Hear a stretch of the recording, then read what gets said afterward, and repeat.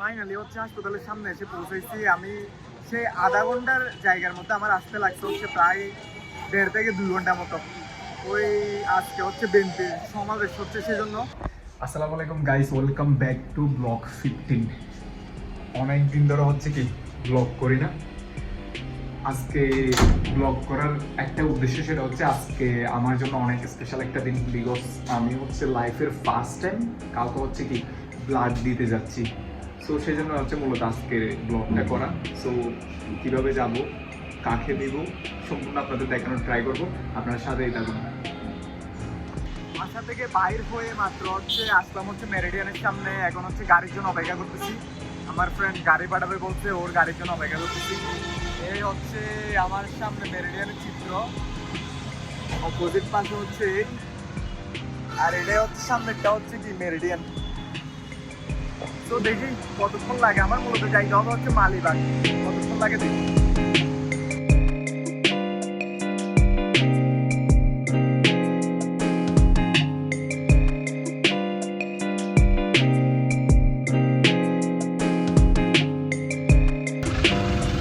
যাচ্ছি হচ্ছে মূলত হাসপাতালে, যাওয়ার কথা ছিল প্রথমে হচ্ছে মালিবাগ, এখন যাচ্ছে হচ্ছে কাকরাইল হাসপাতালে। আই ডোন্ট নো কতক্ষণে পৌঁছাইতে পারি।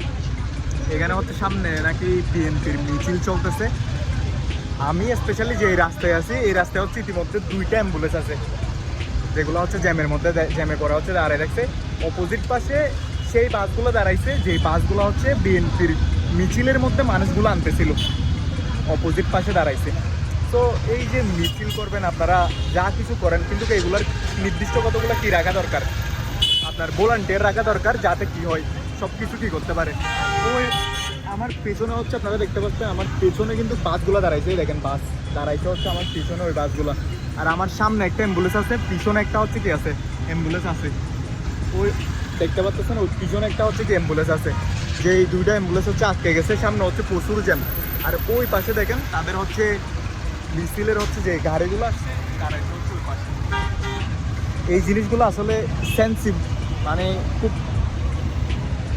জ্ঞানীভাবে হচ্ছে কি জিনিসগুলো হচ্ছে হ্যান্ডেল করা দরকার আমি মনে করি। স্পেশালি যেখানে হচ্ছে অ্যাম্বুলেন্স আছে, তারপর হচ্ছে সব কিছু হচ্ছে আরও অনেক ভালোভাবে অর্গানাইজ করা দরকার আমি মনে করি। আর স্পেশালি আমাদের দেশে হচ্ছে রাজনীতির জন্য হচ্ছে সব কিছু একদম কি, রাজনীতি বললে হচ্ছে সব কিছু, কোনো কিছুর বাধা নাই, কোনো কিছু ইয়া নাই।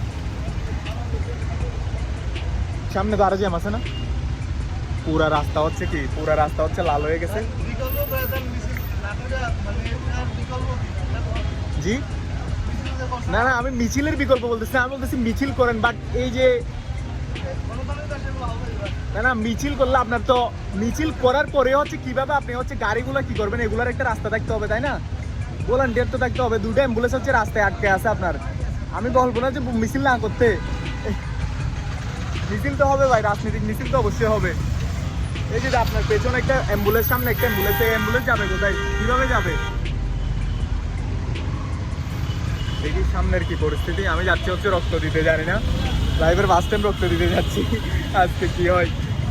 ফাইনালি হচ্ছে হাসপাতালের সামনে এসে পৌঁছেছি আমি।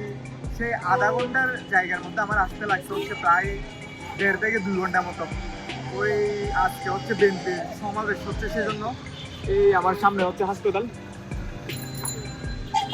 আমি জানি না, I feel very bad, because first time আমি হচ্ছে কি দিচ্ছি, রক্ত দিচ্ছি, সেজন্য আমি জানি না আজকে আমার অবস্থা কেমন হবে।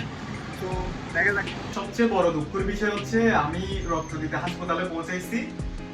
এই আপনাদের তো বলছি হচ্ছে বিএনপির মিছিল থাকার কারণে, আজকে হচ্ছে আমি কি সমাবেশ থাকার কারণে আমার একটু লেট হয়েছে। লেট হওয়ার কারণে আরেকজন এসে হচ্ছে রক্ত দিছে। সো আজকে আমি অনেক অনেক এক্সাইটেড ছিলাম, বিকজ লাইফের ফার্স্ট টাইম কি ব্লাড দিতে যাচ্ছি।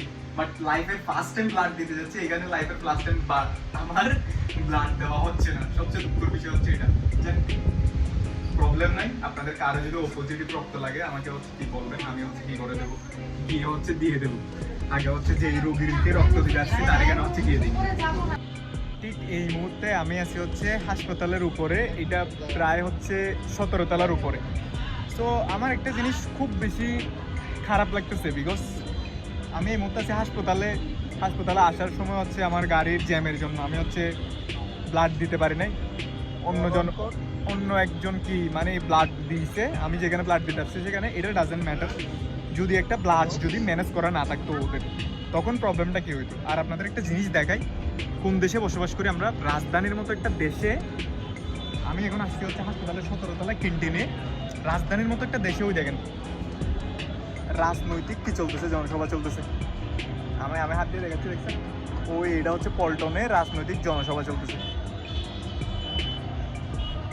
আপনাদের আমি হচ্ছে এখানে একটা ভিডিও অ্যাড করে দেবো, যেটা আপনারা দেখতে পারবেন। আমার কথা হচ্ছে ভাই, ওয়াই রাজধানীর মতো এত বড় একটা জায়গার মধ্যে জনসভা হবে? হ্যাঁ, অতীতেও হয়েছে। দেখেন দেশ শুধু জুলাইয়ে গণ অভ্যুত্থান হয়েছে, আরও সামনে আরও অনেক কিছু হবে। এগুলো করলে দেশ জীবনে উন্নত হবে না।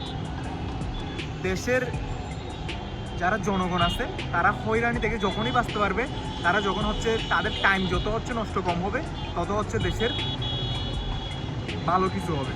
তো এই যে দেখেন রাজধানীর মতো এত বড় একটা জায়গার মধ্যে ওই রাস্তাতে হচ্ছে কি সমাবেশ। যদিও এগুলোর সলিউশন বাইর করা দরকার, স্পেশালি আমি মনে করি এখানে হচ্ছে বিএনপির অফিস নয়াপল্টনে। তো আই হোপ এগুলোর সলিউশন বাইর করা উচিত, বিকজ এগুলোর সলিউশন আপনারা যতদিন পর্যন্ত বাইর করতে পারবেন না, ততদিন পর্যন্ত আমাদের দেশ ওই রকমই থাকবে। তো এগুলোর সলিউশন বাইর করা উচিত, স্পেশালি আমি মনে করি। এই চারপাশে দেখেন, এই একটা জনসভার কারণে এই চারপাশে যে রাস্তাগুলো আছে হাসপাতালের নিচে, তারপরে এই হাসপাতালের চারপাশে সব রাস্তাগুলো হচ্ছে কি ব্লক হয়ে গেছে। তো দেখতেছি না হচ্ছে দেশ সবাই বলতেছে জুলাই গণ অভ্যুত্থান হচ্ছে, এরপর হচ্ছে ডক্টর ইউনূস আসছে, এরপর আগামীতে হচ্ছে ফেব্রুয়ারিতে নির্বাচন হবে, যে কোনো একটা দল ক্ষমতায় আসবে। আমি জানি না এই দেশের ভবিষ্যৎ। সেই জন্য এখন একটাই হচ্ছে আমার নিজেরই স্পেশাল একটাই যাওয়া, খুব দ্রুত হচ্ছে এই দেশ ত্যাগ করা। আমি নিজে হচ্ছে চেষ্টা করতেছি, ইভেন কাজও করতেছি, যত তাড়াতাড়ি সম্ভব এই দেশ থেকে চলে যাওয়া। বিকজ এই দেশে থাকার মতো পরিবেশ এখন আর নেই। সত্যি বলতে এই দেখেন, এই একটা সমাবেশের জন্য কত হাজার হাজার মানুষ আজকে কষ্ট পাইছে, এটা কল্পনার বাইরে। তো সত্যি বলতে এইগুলোর এইসব জিনিস, এই ধরনের জিনিসগুলোর সলিউশন বাইর করা উচিত আমি মনে করি। আমার কিছু বলার নেই। আমার একটা কথা হচ্ছে এটা, আজকে আমি যাকে ব্লাড দিতে আসছি তার একটা ব্লাড অ্যারেঞ্জ করা ছিল। যদি অ্যারেঞ্জ করা না থাকতো কী হইতো চিন্তা করে দেখেন।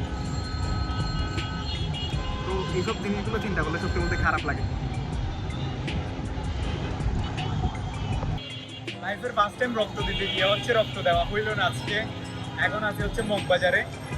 তো ফাইনালি বাসায় চলে যাচ্ছে এখন।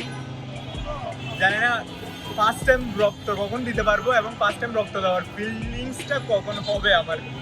তো স্পেশালি যে রুগীর কাছে রক্ত দিতে আসছিলাম ওর জন্য দোয়া করবেন সবাই, ছোট্ট একটা বাচ্চা। তো এই আর কি, এখন হচ্ছে বাসায় চলে যাব। আমার সত্যি খারাপ লাগতেছে, আমি জ্যামে না পড়লে হয়তো আজকে ব্লাড দিতে পারতাম। তো সবাই দোয়া করবেন, ভালো থাকবেন, দেখা হবে নেক্সট ব্লগে।